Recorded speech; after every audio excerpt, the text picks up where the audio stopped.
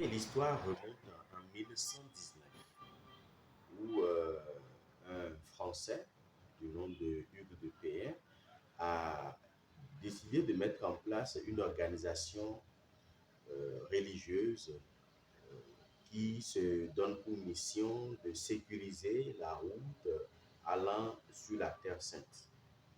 Alors, il a installé 9000 commanderies à travers le monde pour collecter de l'argent afin de payer les agents de sécurité qui sécurisent les routes qui mènent vers la Terre Sainte.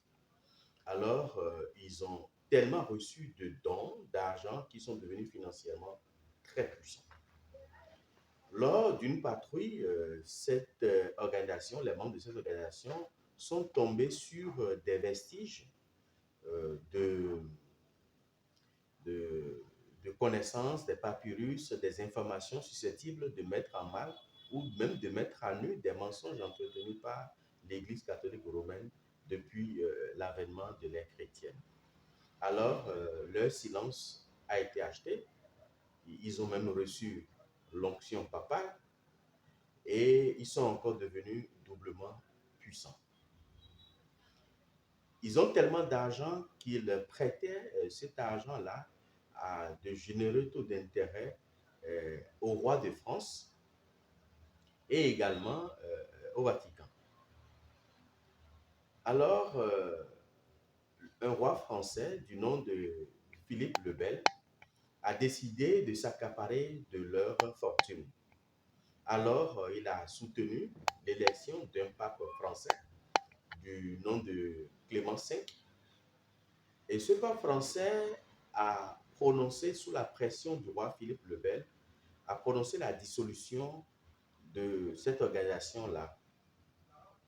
Alors, s'ensuit une traque sans faille et la plupart de ces membres influents de cette organisation-là ont été torturés à mort.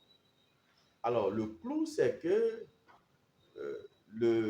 en 1312, quand on a prononcé la dissolution de cette organisation, ils ont commencé par repêcher les dirigeants des commanderies de cette organisation à travers toute la France.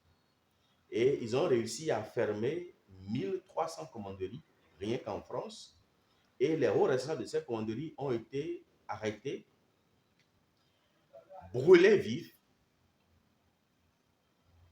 le premier vendredi de l'an 1313.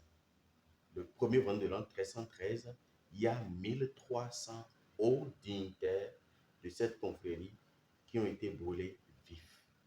Alors les rescapés des autres pays et même de la France se sont regroupés un autre vendredi, toujours de l'an 1313, pour décréter une malédiction sur ce jour principalement. Ils ont maudit ce jour principalement et s'en est suivi beaucoup de catastrophes sur la France et généralement ça se produit les vendredis 13. Ce qui a fait que le roi a décidé de décréter que ce jour-là est un mauvais jour et il a demandé à ce que ça soit retiré de ce jour la numérotation des hôtels, même lors des constructions de grands édifices. Ce qui fait que depuis ce temps jusqu'à nos jours, dans nos avions, par exemple, on ne retrouve jamais le 13e siège. Aux États-Unis et dans beaucoup d'autres pays européens qui croient à cette malédiction, vous ne retrouvez jamais le 13e étage. Quand il numérote les étages, arrivé au 13e étage, on saute et puis on met le numéro 14.